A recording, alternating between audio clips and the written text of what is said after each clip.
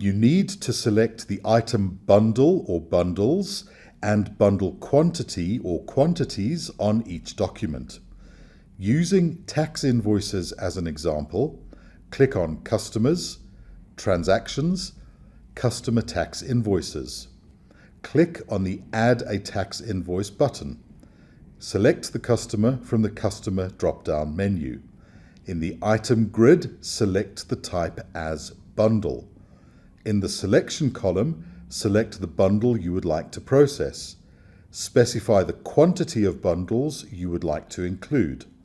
Sage Accounting will then automatically update the quantities of each item in the item bundle. The bundle line is removed when the document is saved, only displaying the individual item lines.